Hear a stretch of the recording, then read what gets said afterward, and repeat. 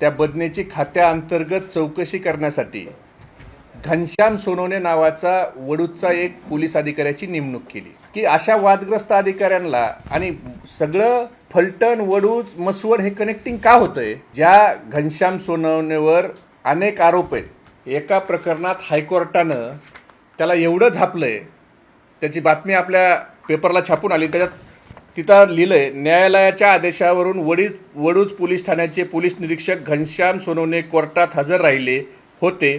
खंडपीठाने कठोर भूमिका घेताच ते कोर्टातच घामाघूम झाले।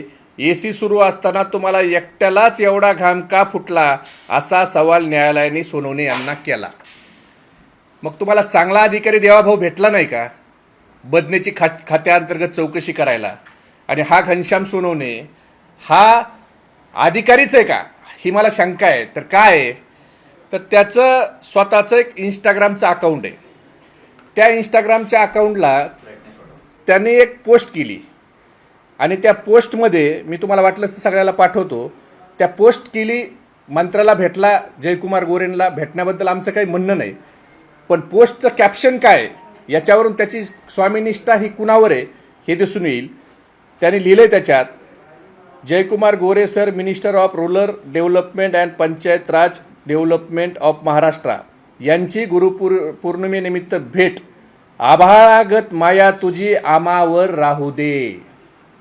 स्वतःच्या इंस्टाग्रामच्या पोस्टला जर एखादा अधिकारी असं लिहित असेल मंत्र्याचा फोटो टाकून की आभाळागत माया तुझी आमावर राहू दे, तर हा माणूस निपक्षपाती चौकशी करू शकतो का?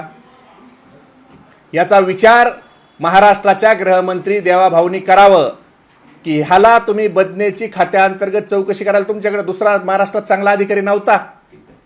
आणि हाच बदने, हाच जो माणूस आहे, याचे जर फोटो बघितले तर कशा पद्धतीनं जयकुमार गोरे ह्यांना कार्यकर्त्यापेक्षा देखील कानात जाऊन बोलायचे ह्याचे फोटो आणि स्वतःच टाकतोय। त्याच्या अकाउंटवरचे फोटो आहेत।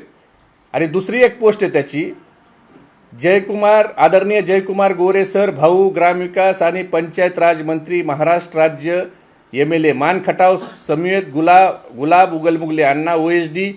आणि त्याच्या खाली लिहितोय तो, प्रेरणा, संयम, कष्टातून यशाकडे जाण्याचा वसा आणि वारसा।